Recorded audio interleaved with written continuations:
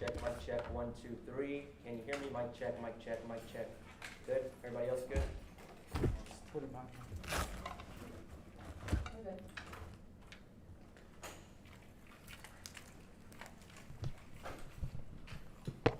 Mic check, mic check, mic check, mic check, 1, 2, 3. John Paul Barajas, can you hear me? Mic check, mic check, mic check. Yeah. Good. Thank you. Sir.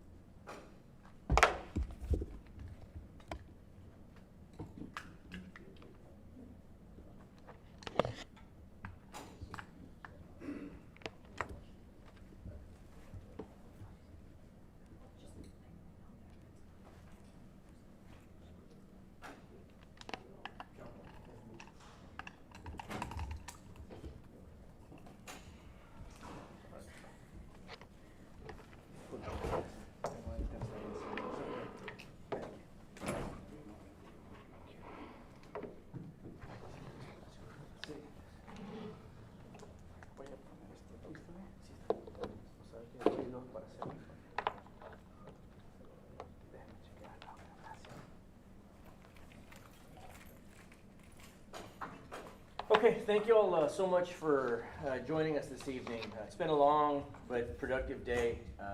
You all already met Mr. Peralez out in the hallway.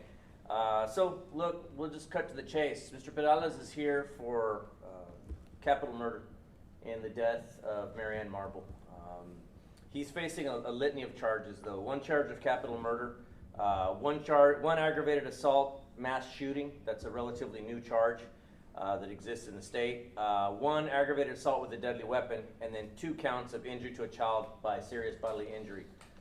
As I mentioned, he's a 20-year-old Hispanic male residing in San Antonio, Texas, and he is now identified as one of the main defendants in the capital murder case involving the death of 4-year-old Marianne Marble. As you all know, May 8th of 2024, a shooting occurred in 6708 Windsor Hollow. During that shooting incident, 5 victims were shot, 2 adults, 3 children. So Marianne died in the shooting almost instantly. Her 2 siblings were also shot and wounded in that shooting, along with both of her parents were also wounded. Unfortunately, Marianne succumbed to her injuries there on the scene. During the aftermath of that shooting, we knew we had our work cut out for us. We were able to capture some surveillance footage that we'll share with some stills from you just to refresh everybody's memory. Although we're sure that this hasn't strayed too far from anybody's memory as the events of that evening stuck with all of us, I'm sure. This is where he was actually arrested today, 10,600 block of Green Arbor, in southeast Bexar County. But we can always come back to that. This is a video of him that we'll share with the news desk of him surrendering himself. After the SWAT team surrounded the residence and called him out, placed him under arrest there. And again, we'll share this video with you all if you all want to go ahead and continue on.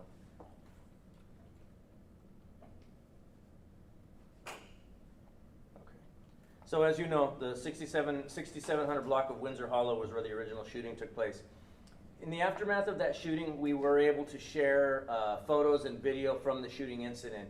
What we knew is that a 2018 Infiniti Q50, which we now believe is a car that we have in our custody still, was a stolen car at the time of the shooting. 2 suspects, at least 2 suspects, possibly 3 or 4 were in that car. 2 of the suspects, the shooters, exited the vehicle, walked up to the residence and began shooting into the residence. with what we now know to be short-barreled rifles, brand name Draco. It's an AK-47 type knockoff type weapon. It fires a deadly round that is ultimately what penetrated the home. Several dozen rounds were fired into the home, and that's of course what killed little Marianne. We were able to put out pretty good descriptions of the gun. Again, that's a stock photo of the gun that we believed was used. Over the course of the past several months, we took a task force approach to this case. Our elements from our organized crime group, our intelligence group, our homicide unit, aggravated assaults unit, child safe, pretty much the whole spectrum of the agency worked together in concert. We met at least once a week and shared evidence, shared resources, and were able to follow up on various leads. During the course of the investigation, we were able to develop through Crime Stoppers tips some information identifying Isaiah Perales as one of our main suspects, but also implicating others perhaps to a lesser role to this point. We did put out the names of those folks that we do consider them to be persons of interest. Although he's the only one we can call a suspect at this point, there are other persons of interest in this case, and I will share those names with you here shortly. But again, as a result of those Crime Stoppers tips coming in, we were able to continue to develop forensic information, forensic evidence, and follow up on leads.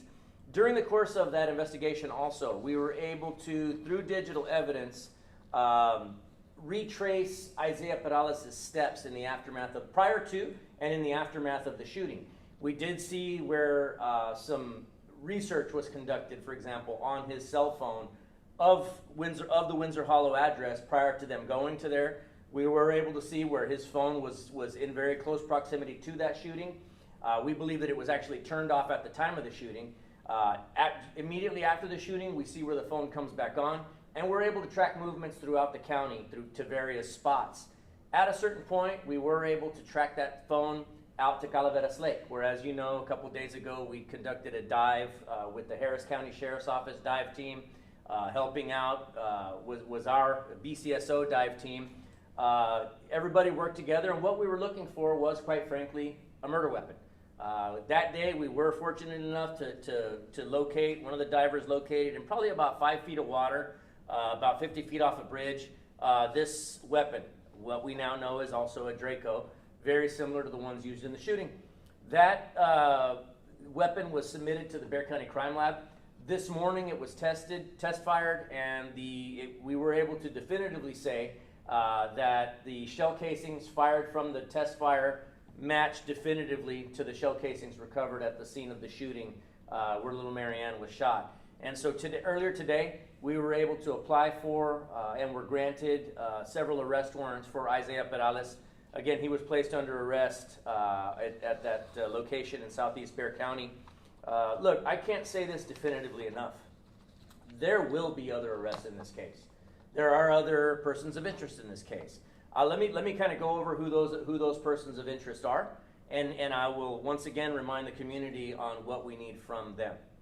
So as you may recall, week before last, we actually executed a series of warrants, pre-dawn warrants that we executed at 3 different locations in Bexar County. 101 Alexander Hamilton, 4447 Wrangler Run, which is where Isaiah Perales was actually arrested on that day, and he was arrested for auto theft related charges. Also, in that early morning operation, we also executed a warrant at 11106 Victory Cavern, where Brian Salazar was actually arrested for tampering with evidence, deadly conduct. Now, Isaiah's auto theft charge was unrelated to the death of Marianne Marble on that day. The tampering with evidence charge, as you may recall, for Brian Salazar was because we believed that at one point when he was stopped by deputies, he deleted evidence from his phone. Forensically getting into that phone later, we were able to see that what he had deleted was in fact evidence that would have tied him directly to Windsor Hollow. We were able to recover the evidence anyway, but that's what the charge that he's currently facing. Now these folks, Brian has actually bonded out of the Bexar County Jail. He remains under house arrest at another location.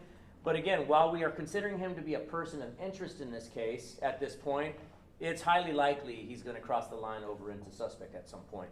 So we're asking anybody with any information, again, on any of these suspects, to please give us a call. 210-335-6000. They can also email us at bcsotips@bear.org. So also on that day of the pre-dawn operation, where these houses were hit simultaneously by our SWAT team and other special operations units in the agency, 101 Alexander Hamilton, on that day we were also looking for Ashton Garcia. Ashton was at large for a couple of days. He turned himself in later that weekend to us. So he has been accounted for at this point. He is also considered to be a person of interest in the shooting. Evidence that we found at his home at 101 Alexander Hamilton, we believe ties him a little bit more closely to the shooting itself that originally brought us here. And so again, we're asking for anybody with information on Brian Salazar, Ashton Garcia, or any other persons that we're listing as persons of interest in this case, to please give us a call, 210-335-6000 or bcsotips@bear.org. Esta tarde nosotros arrestamos a este sospechoso, Isaiah David Perales, 20 años de edad. Él fue arrestado en el sureste del condado sin incidente. Él ya estaba bajo arresto en la casa por medio de las condiciones libre condicional, que él ya se había enfrentado con cargos en conexión con este caso. Nosotros sabemos que el día 8 de mayo de este año hubo un incidente en una casa en Windsor Hollow donde una niña falleció. 5 personas fueron baleadas y esta niña, Marianne Marble, falleció a causa de una herida a su cabecita. Y nosotros en ese día sabíamos que había cuando menos 2 sospechosos, posiblemente 3 o 4 en un carro marca Infinity robado. Ese carro fue robado. Ellos, los 2 sospechosos, se salieron del carro a pie, se le acercaron a la casa y empezaron a tirar hacia la casa. Sí balearon a 5 víctimas, 2 adultos y 3 niños. La niña Marianne fue la única que falleció a causa de su herida. Ya de allí empezamos a investigar. Nos llegó información de Isaiah Perales y otros sospechosos, otras personas de interés en este caso. Y ya de allí seguimos investigando, siguiendo información, trabajando juntos, varias unidades de nuestra agencia, trabajando juntos para poder averiguar quién fueron las personas responsables por matar a esta niña. Ya con esa información, hace unas cuantas semanas nosotros ejecutamos varias órdenes de arresto y órdenes de cateo en varias casas en el condado. En ese día arrestamos a Perales por causas de robo de un carro.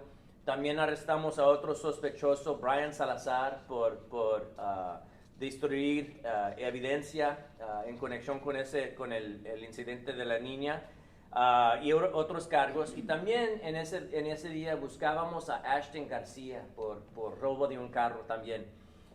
En ese día no se encontró, pero ya después de 2 días él se rindió, se entregó y ya lo arrestamos.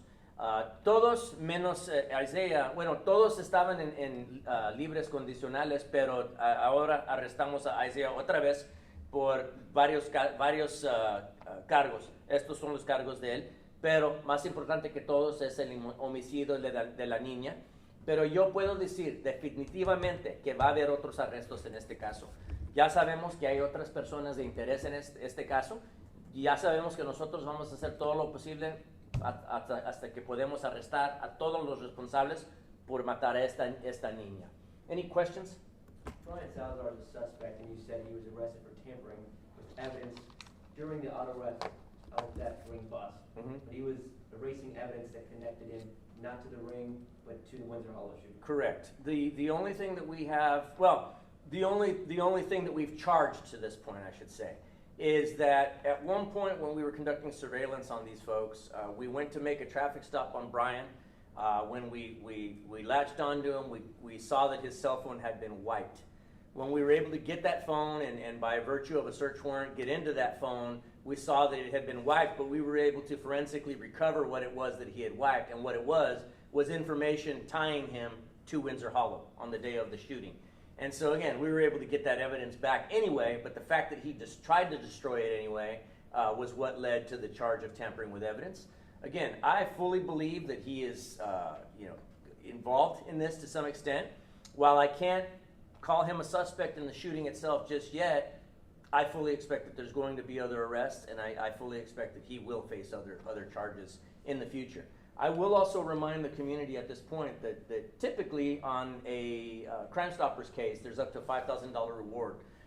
With regard to this case, there's actually up to a $10,000 reward on this case. And so again, we're asking anybody with information that wants to make an extra $10,000 and has information to yield on this case, please give us a call, 210-335-6000. ¿Decir en español eso? Sí, la mayoría del tiempo cuando nosotros tenemos casos con Crime Stoppers, hay hasta $5,000 por información de recompensa.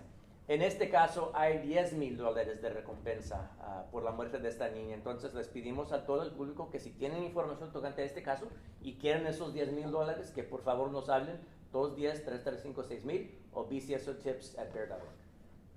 Salazar, las dos personas de interés de la semana pasada estaban bajo fianza, ¿verdad? Una de ellas resultó ser Isaías. ¿Mande? Uno de ellas es Isaías. Isaías lo arrestamos en ese día, él salió en esos cargos, en ese día nomás lo teníamos por robo de un carro, se salió y luego ya lo arrestamos otra vez por este cargo, O sea, por el homicidio. De persona de interés pasó a ser sospechoso hoy. Y sí, pasó de persona de interés hasta sospechoso este día. Ajá. Yo sé que otros van a cruzar esa línea de personas de interés también a sospechosos. Ahora, ellos pueden cooperar con nosotros y hay chance que vayan a enfrentarse con cargos más menores, pero por eso está en ellos cooperar con nosotros. Y todo era por lo de los carros, me acuerdo, ¿no? Era por lo del operativo de los automóviles robados. Ellos es lo que estaban haciendo. Ellos se encargaban de robar carros, pero hacían otras cosas. Y en este caso, nosotros pensamos que ellos intentaron balacear a un familiar, el padre de la niña, pero desafortunadamente balacearon toda la casa y balearon a varias personas, 5 personas. Hace 2 días mencionaba que el papá al parecer no quiere ayudar con la investigación. Todavía no ha cooperado el padre de esa niña, desafortunadamente. Le mataron a la niña enfrente de él y no está cooperando para nada. ¿Qué les hace pensar eso? Yo pienso que, en mi opinión, que él tiene algo que no nos quiere decir. O sea, algo que él está involucrado, no sé. Pero por alguna razón a él no le interesa la justicia para su niña de él. Same in English about Sure. the Marianne's father. Sure, yeah. Well, we haven't received any cooperation from him. My opinion is that he's got something to hide. There's a reason he doesn't want to come talk to us. If that were any other dad that I know of, that they killed your little girl right in front of you, and you got nothing to say about that to help bring the people to justice that did it, yeah, why? Come talk to us. If you got nothing to hide, come talk to us. We'd love to hear from you. But unfortunately, to this point, he really hasn't cooperated. So do you know a motive now? No, the motive is still is not something that I'm willing to share. Put it that way. The motive is not necessarily something I'm able to share at this point. We believe that there was an ongoing feud. We believe that there's other crimes involved that possibly retribution one for the other. We believe that that's the motive at this point. But to put it out publicly there'd be a bit of speculation on my part. I'm not ready to do that just yet. Speculation says that this was a retaliation attempt for a sibling of either Perales or Salazar. That's one of the theories. That is absolutely one of the theories. But without direct evidence taking me there at this point, I couldn't say definitively. But again, we believe that there's a bit of retaliation going on between at least a couple of groups of people. And unfortunately, the one that paid for that is somebody that was totally innocent of anything, Marianne Marble. ¿Puedes decir en español, Jesús? Sí, nosotros pensamos que hay cuando menos dos grupos de personas que se andan haciendo cosas uno al otro. Y desafortunadamente la que vino saliendo como víctima fue la niña que no tenía culpa para nada. No estaba involucrada en nada, obviamente. For the viewers, if Salazar, Brian Salazar, erased evidence in the Windsor